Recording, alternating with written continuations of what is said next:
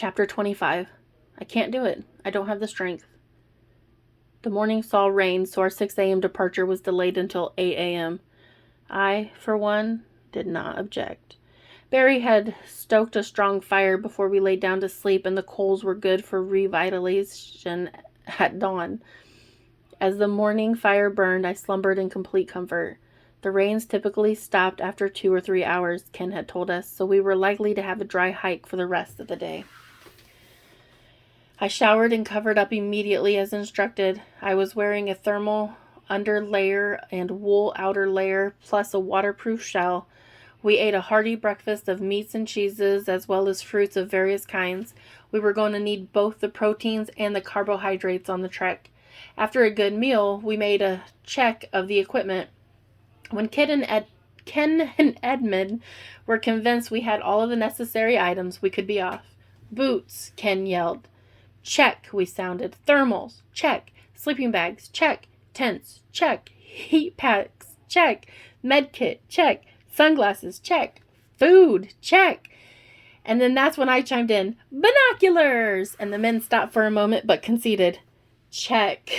Camera! I shouted. Yes, the men replied. Soon enough, Edmund and Ken were satisfied. Remember, Ken said, this is a 2-day hike to the work site. If we have trouble with the weather, it may be a 3-day hike, but we have weatherproofing and excellent tents. We have plenty of supplies, so you aren't to worry about the extra time on the trail. Edmund, Billy, and Johnny are going along to help us out. They'll take the lead and the rear. If you have any trouble, tell them. Got it? Got it, we responded as one unit. And that was that. We were on our way. The path leading from the base camp was wide and flat. It may as well have been a road. Every half mile or so, a path branched off to one side or another along this ridge or into that valley. With each branch of the trail, the main thoroughfare narrowed and became more difficult. I was thankful for the jowl treatment, as my blisters were miraculously inconsequential. My greatest concern was for my ankles. As we age, women hate to see the stage come when our cute little ankles grow fatter, misshapen, and strangely colored. The joint that used to make the boys swoon becomes an eyesore, not to mention the periodic pain of walking, while walking. Giving birth, I think I put my ankles on the path of destruction.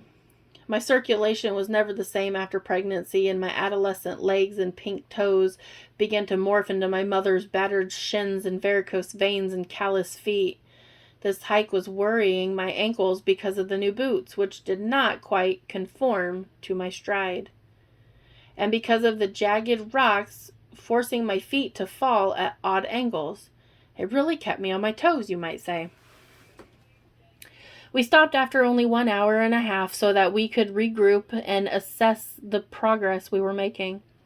Slow and steady wins the race, Ken explains. We aren't trying to set any land speed records up here. We're gaining a lot of elevation despite our goal of circumnavigating the mountain. In the next 2 days, we'll be traveling from the east side of this behemoth to the northwest side where the work site is located. Why aren't we taking the shorter route? Barry asked, removing and adjusting a fur cap. Aren't we taking the long way around the barn? Ken smiled. Do you know why they call it the North Face? We all looked at each other. Much of the North Face never sees the sun. That makes the North Face very angry. The ice doesn't melt and the vegetation doesn't grow. It's a mean old man, angry at the rest of the world. If you don't have an ice axe and the know-how to use it, I suggest we continue on the southern route. Well, that made sense. We all drank water to stay hydrated. Edmund showed us on the topo map where we had gone and where we were going. We had hardly moved in comparison to the overall journey. Skip it, James. Skip it, Ken said. Those maps are never to scale. Forget about it. He smiled and told Billy to lead the way. Another hour and a half had passed, and the path became quite narrow, taking us along ridge lines and long hillsides that were very steep. One wrong step, I thought, and someone else will be eating my dinner tonight. At the same time, I couldn't help but stop to smell the roses. How often does a Rocky Mountain girl like me get to traverse the peaks of the Himalayas? I looked around me now, stopping so that I won't fall, and to my right was a mountain, probably just a foothill, but just the same. And to my left was a valley that was freshly wet by the morning rain. It sparkled here and there when the sun broke through the clouds. The meandering and the migrating shadows on the valley floor caused me to turn my attention to the heavens. Looking forward along our path, it seemed we'd entered the clouds. They hung so low in the sky. The peaks to the west were shrouded in light gray clouds that hung the way the boys' cigar smoke hung around their heads back at the lodge. It's beautiful, isn't it? Ken suggested as he came back down the trail to check on me. Barry was coming up behind me now too, adjusting his headwear once again. It's beautiful, I agreed. But is it threatening rain? No, Ken explained. Those clouds have rained themselves out for days, or for the day. As the sun burns them, they'll continue lifting and breaking apart. Soon they'll blow away and leave us with the blue skies. You'll be wanting to shed a layer in about an hour. We all continued on at this steady pace until our next scheduled stop. When we finally did pause, Johnny came around with snacks for us. I, for one, was thankful for the sustenance.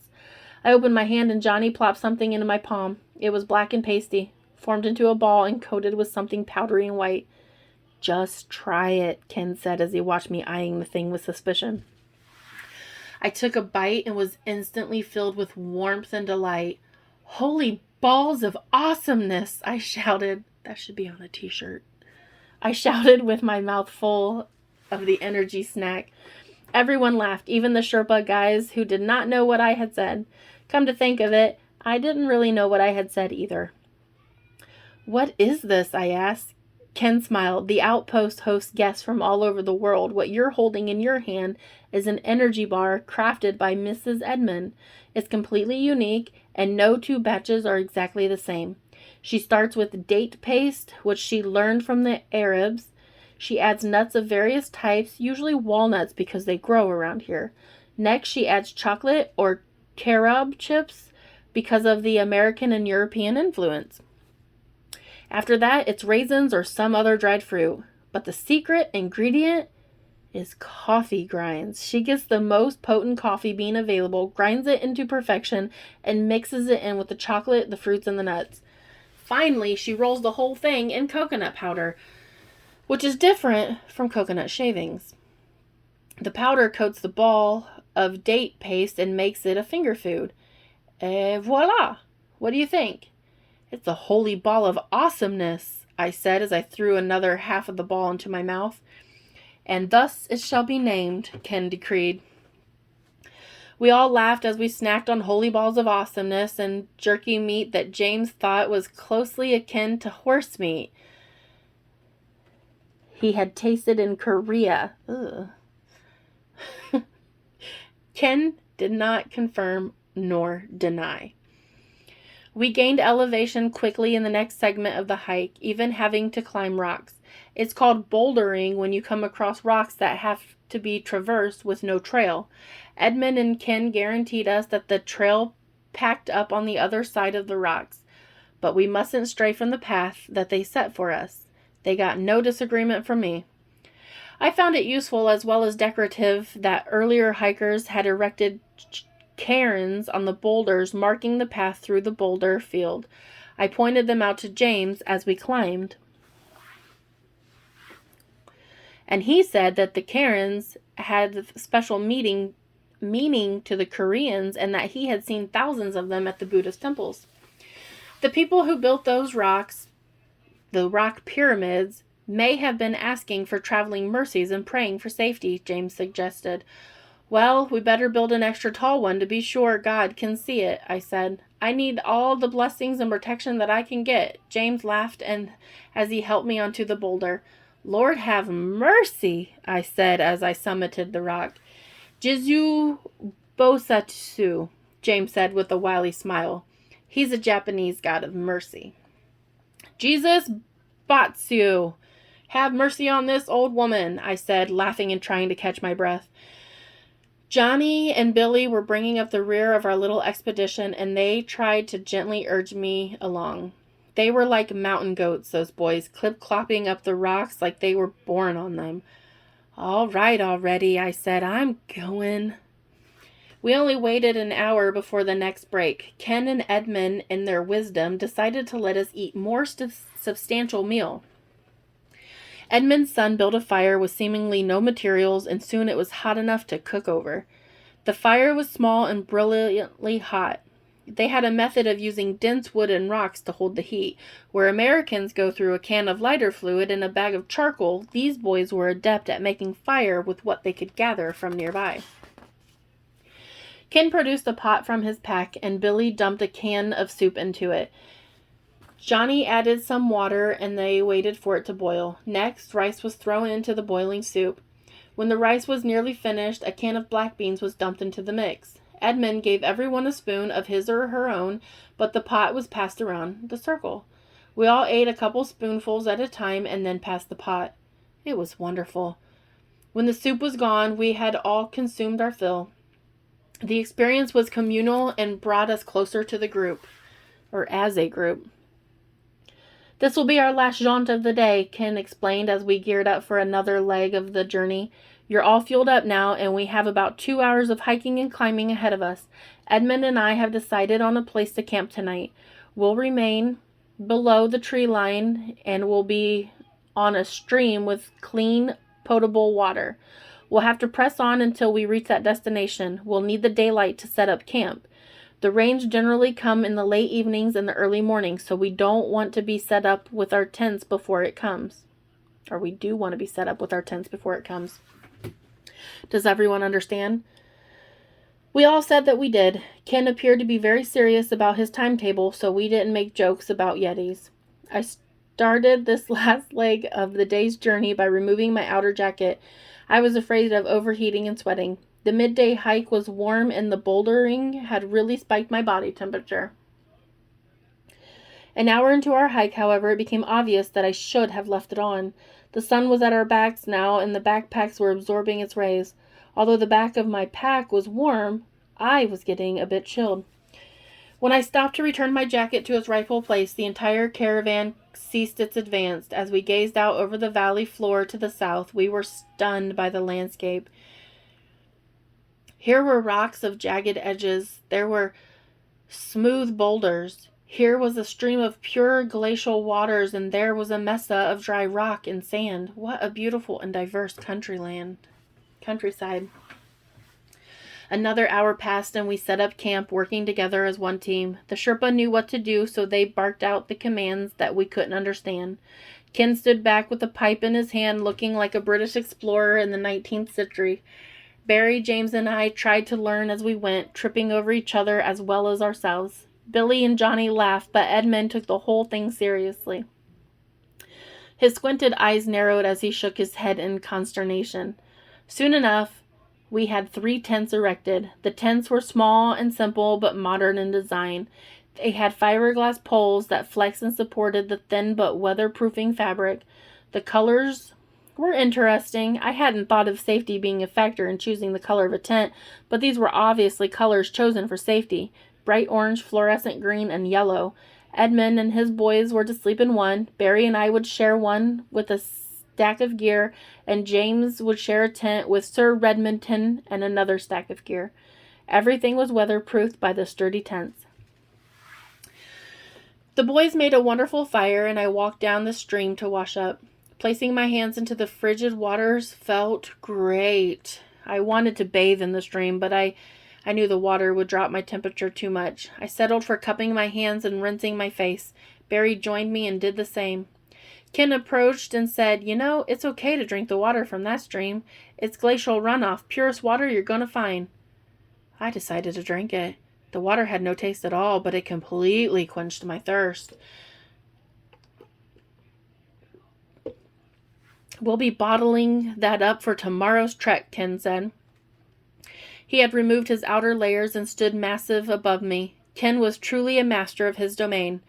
"In fact," he continued, "the water in the stream is so clean and pure that bathing in it will get you cleaner if you didn't use soap." I kid you not, the soap scum would leave you dirtier than simply scrubbing with sand and pebbles in the water. I was looking into the shallow, quick waters of the stream, captivated by the sparkles and the sounds. It was passive, but it was powerful. It reminded me of the spirit wind Hapkido. Say, Barry said, where's James? James had wandered off upstream a piece. He was perched atop a boulder next to the water, and he was seated to face the setting sun, grounded on a boulder of mammoth proportions, feeling the air swirl around him as if it was pushed by the rapid stream, and listening to the water rush by. He was in his element. That is, he was in all four elements. Meditating, I said. He's being as he is. Pardon, Ken replied with a twisted grimace. Nature, Barry contributed. He's experiencing the nature of nature. Hippies, Ken mumbled humorously as he walked back towards the fire. I continued to watch James as he sat silently in his long-sleeved thermal shirt and the BDU fatigues. The sun was casting a softer hue on him as evening wore on.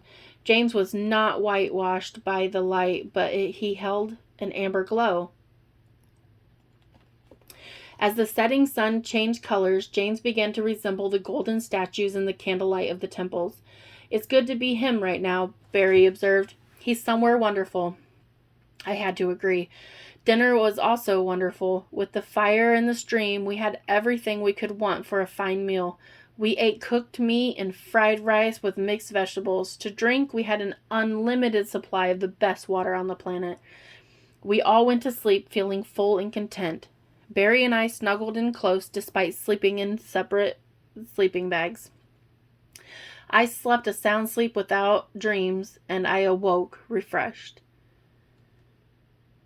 I was up with the sun, but found the weather to be menacing. Ken and Edmund were deciding what to do.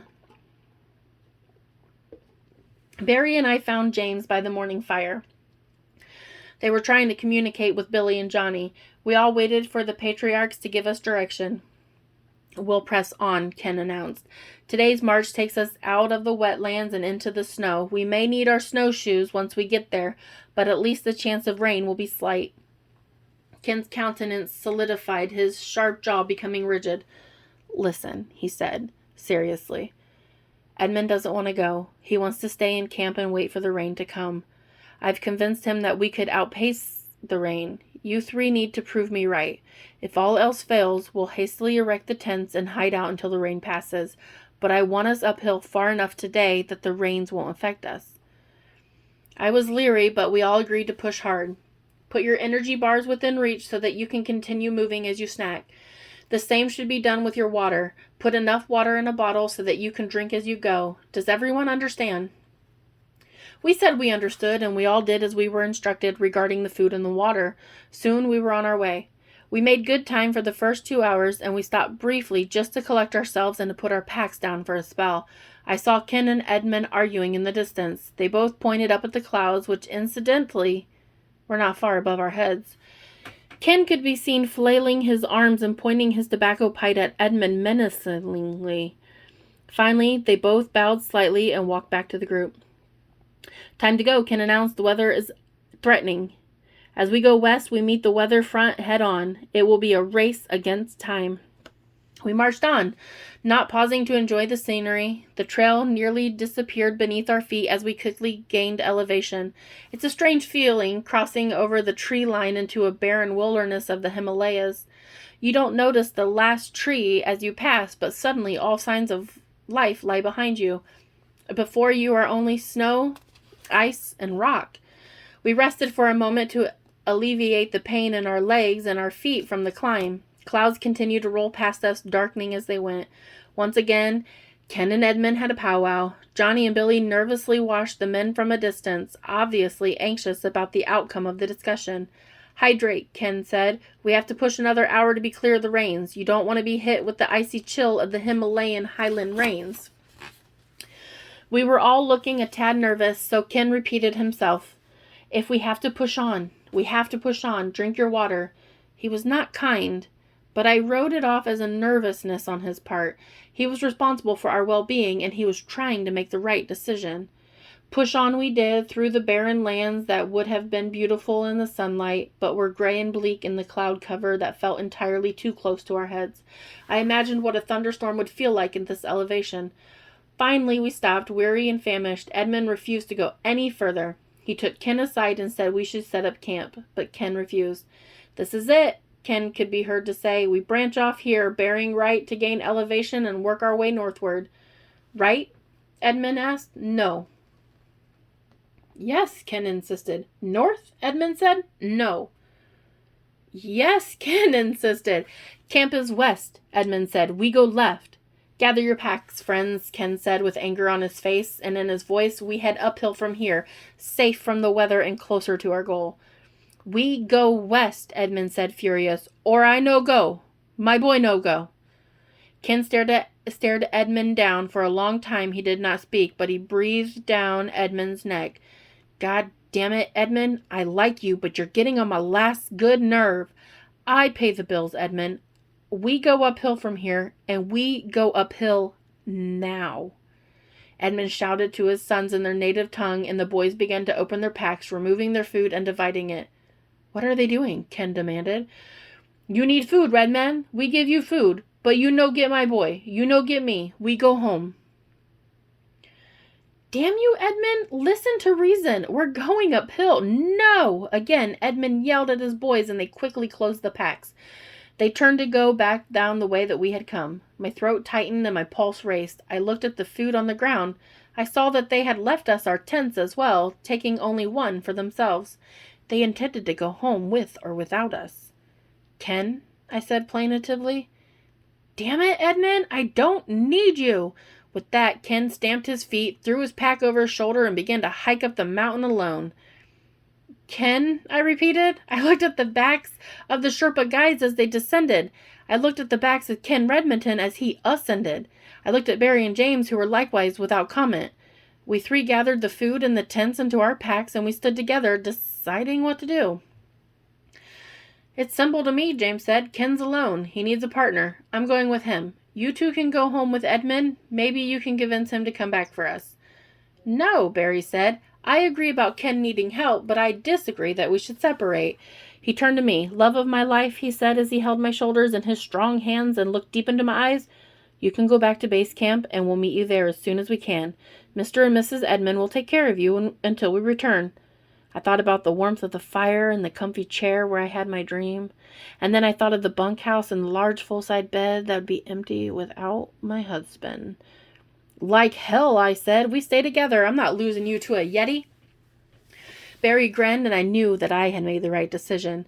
"No matter how cute you think the Yeti is, I'm your wife, for better or for worse." At that, we started our fateful climb with a sober laugh. We climbed the trail double time, but lost our way only about 50 yards up. Our diminished group of 3 inexperienced trekkers was looking sorry in the vastness of the open spaces, but we calmly collected ourselves and we looked around for clues. "Karin!" I yelled, and I spotted a pile of stones further up the mountainside. We scrambled in its direction, afraid of losing any more time. The wind was picking up and whipping across the land. It was turbulent, as one might expect of flying in a plane rather than hiking on solid ground. The dark clouds were close enough to touch. "Ken!" Barry yelled as we crested the hill. We all saw him, but he didn't turn back to greet us. Instead, we hurried along to catch up with him. "Ken," James said as we reached his location, "this isn't safe. Let's go back." "Goddamn pipsqueak of a Sherpa gonna tell me I can't find it," Ken was mumbling. I could barely hear him over the howling wind. "Gonna tell me to go back? Tell me to go to the work site? I know where I'm going, goddamn it." "Ken," Barry said with empathy, "where are we going?" For the first time, Ken acknowledged our presence. "What? Where are we going, Ken? We're all in this together now. So where are you leading us?" "To infamy, Barrington Chambers," Ken announced. "I'm leading you toward infamy." I spoke up now, saying, "I thought we were going to the dig site, Ken. What about the dig site?" "It's all wrong," Ken said as he marched forward at a determined pace. "It's all wrong. They want us to find something that isn't there. No one at the university would listen to me. No one in the government either." I looked at Barry with concern. I believed Ken was losing his mind. Ken, James said carefully. Are you all right? Just march, soldier, Ken said as he pushed on. We would have laughed at such a remark hours earlier, but Ken was serious now. He was going with or without us. Barry adjusted his hat and I scratched my scalp under my own headwear. We were nervous at best. The trail had gone missing again, but Ken utilized his GPS, and we all assumed that it was the top of the line and probably accurate even in this remote and harsh land. Satellites fly over the Himalayas, right? GPS could work, maybe. They were trudging through the mountain snow at that point, and it was quickly getting deeper. Looking ahead of us, we noticed a blanket of white with little indication of grade. We were getting in over our heads, so to speak. Just as the fresh snow began to fall around us, Ken stopped. We all waited the verdict. What was he thinking? Well, damn it, Ken said. Put your rabbit feet on. We've got snow to cross. We all furtively glanced at one another, not sure how far we could let this go. The way forward was far more imposing and dangerous than the way back. We were rounding the west side of the mountain, and the contour of the land created shadowy patches here and there with thick ice. We weren't equipped for solid ice or snow that could reach over 20 feet. Ken, Barry said, somewhere between empathetic and pleading. Let's think this through. Mr. Chambers, Ken yelled. I'm going to find this city if it kills me. Now get your damn snowshoes on. We all quietly complied, glancing at one another and wondering what we had gotten ourselves into. James silently passed jerky meat to Barry and to me. We drank the water and loaded our packs onto our shoulders. 45 minutes of fear and loathing had passed when the impending precipitation finally arrived. The snow turned to sleet and stung our faces. My eyes teared behind the protective glasses. I was hurting in my soul. I wanted nothing to do with this expedition, and I could only think of my fireplace back at home and the photo of my beloved Fritzy hung on the wall. Would I never see Fritz again? My thoughts were repeatedly jerked back to the awful present circumstances time after time as I took a bad step or felt a freezing rain on my exposed face. Even with our layered clothing and our fur caps, we could not sustain the wintry sting of the ice pellets. When we reached the wide and flat area of the snow, I looked to my right and saw a sheet of ice, a wall that stretched upward, disappearing into the dark clouds. That ice ran down the mountainside under the snow and presumably under our feet. Rain was streaming down the ice, freezing to it all the while. I felt like this could be my last day on Earth. The possibility shook me at my core, and I stopped, unable to force myself to go any further. Head bowed, I stood completely still until the others stopped and returned to me. I can't do it, Barry, I said through tears of fear and pain. I can't do it. I don't have the strength. Everyone sat his pack on the ground and to rest and remove their snowshoes while we settled this debate. We can set up camp here, James said. We can use the heat packs inside the tents and wait it out. Even if we have to wait till tomorrow morning, the sun will eventually come out. No, Ken said. We press on. It's here. The entrance has to be here. Where, Ken? Barry was yelling through freezing rain that coated him like a shell. Where is this entrance? Where is this city? My wife is exhausted and defeated. I have to take care of her. Ken, James said, chilled to the bone and shivering, have compassion. I understand your zeal and your enthusiasm, but this is too much. James was using the spirit wind philosophy on Ken. I hope it worked. Rain continued to fall on us, drenching our packs and our person, chilling me to the bone. Everything was heavy, including my spirit. I wouldn't get off this mountain with my health, even if I got off of it with my life. No, I heard Ken yell. It's right here. We're right on top of it. What is right here, Ken? Barry yelled. I don't see any streets of gold out here, Mr. Redmonton. We have to take shelter. James walked up to Ken now, hands up to diffuse the situation. He passed his hands down Ken's center line as he made a sincere eye contact. He was trying to manipulate Ken's energy. Suddenly, Ken pulled a huge pistol out of his clothing and he pointed it at James. His eyes were strange and his body especially robotic. You get away from me, James. Now you're all going to do as you're told. You got it? You shut up and march. Well, that's a nice Kimber 45, I heard James casually say. Can I see it? James sidestepped and caught Ken's gun hand in both of James' mitted hands. Ken pulled the trigger and a bullet ricocheted off the ice wall behind me. The gunshot was deafening, and before I knew what had happened, James had wrenched the pistol from Ken's hand and tossed it to Barry. Holding it in his gloved hands, Barry watched the thick smoke roll from the barrel of the gun. Meanwhile, Ken growled like an animal. James stared him down, challenging Kim for the alpha male position in our troop. The men circled one another like wolves. Ken tackled James, but James countered with the sacrifice throw that he had taught us in class. The men rolled over one another and across the short patch of snow. I heard ice cracking as the two men tumbled head over heels one more time and disappeared. Barry looked up from the gun in his hand, and he couldn't believe his eyes. The two men had simply vanished without a trace. Did they fall off a cliff? Barry asked me through freezing rain. I don't think there is a cliff, I shouted through the injurious sleet, walking to Barry and standing beside him. Together we looked at the tracks in the wet snow, and a shoulder here, a hip there, the deep imprint of an elbow. The men had tangled and tumbled and rolled, but the imprints in the snow just stopped. Well then, where did they go? Barry asked with bewilderment as he tossed the gun aside. Together we walked towards the last imprint in the snow. Staring at our feet, we saw nothing but snow and more snow. The cliff edge was above us rather than below us. Although it was steep, the hillside appeared to go on forever. Just a wet, white wasteland.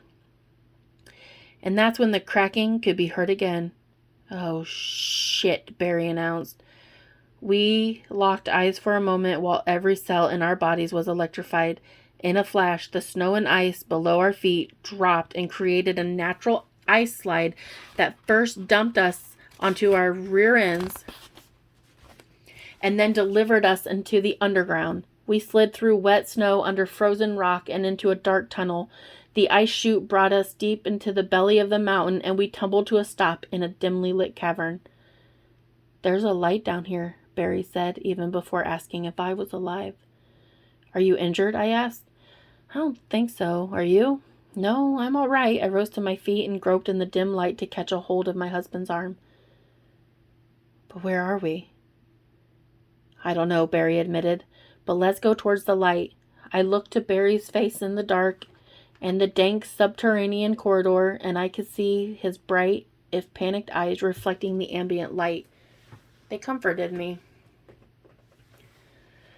It's funny how, looking back, but my husband and I were having a near-death experience, and he suggested walking towards the light at the end of the tunnel. At the time, I thought it sounded logical, so I held his arm and we walked together into the unknown. As we approached the light, a shadowy figure could be seen before us. It resembled the silhouette of a man. He was walking towards us and raising his arms as though welcoming us. I looked at Barry and squeezed his arm, pressing myself against him tightly. Our steps were tentative and short. Next, we saw a second shape appear beside the man. There were two of them, both with open arms. The glow behind them was enough to make me think, angels? Barrington and Ruby, a voice said in reverent tones. God? I asked. There was an uproarious laughter in the cave. It echoed off the near and distant walls of light, creating a chaos of sound. You haven't died, Ruby. It was James. He and Ken were standing together, greeting Barry and me. We kissed and made up, Ken said sheepishly. I'm really sorry for my behavior up there on the surface. It was like I was possessed by an outside force, like a demon. I was doing someone else's bidding, like I was watching it happen but unable to stop it. Barry and I looked at one another and remembered the session when Ken stood upright, eyes wide open. I've never pulled a gun on anyone before, he continued. I can't believe it went off. I never intended to hurt anyone, and I hope you all know it. You had us pretty scared, Barry acknowledged instinctively, holding me closer. When we landed down here in the cavern, James said, Ken was pretty upset with himself, like he was coming out of a trance. Yeah, that's right, Ken added, shaking his head in disbelief. And James said something to me that I'll never forget. He said, thousands of years of heartache can end for you today. I love you like a brother. And then we hugged. We hugged each other. Barry and I looked at the two men with blank stares, as they must have sensed our query. I know, James said. It's weird. I don't know why I said it, but I meant it. It's been weird since we met, Ken admitted, holding his hat in his hand. We've had a strange attraction, blurred by unfounded discord. But we've put it all behind us, James said with a smile, patting his friend on the back. Water under the bridge, Ken said, thanks to James being willing to forgive my irrational behavior on the surface. Wait, I said, it's still not really settled. How do we plan to get back to our tents and our food?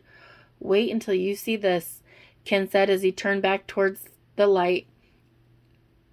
I was a bit of a fruitcake up there, but I think I was right. I think we found it. His eyes twinkled in the enveloping light emanating from the far end of the cavern. Following his gaze, I stared in amazement at the crystal staircase descending from our position. People, not animals, make staircases. People make lights appear underground, not animals. What are we waiting for? I asked. We all walked steadily down the stairs as it twisted this way and that. We spiraled left for a while and then right, and then left and then right. All the while, the walls and the steps themselves were glowing. They were luminescent. I held Barry's hand as we descended deep into the belly of the mountain. It seemed that each individual step glowed a little brighter while we were stepping on it. Physioelectricity, James said. The light is consistent until we add our body weight. I think the steps are actually crystals that are under constant pressure. I nodded, not fully understanding. How far do you think we'll have to go? Barry asked anyone who might be listening.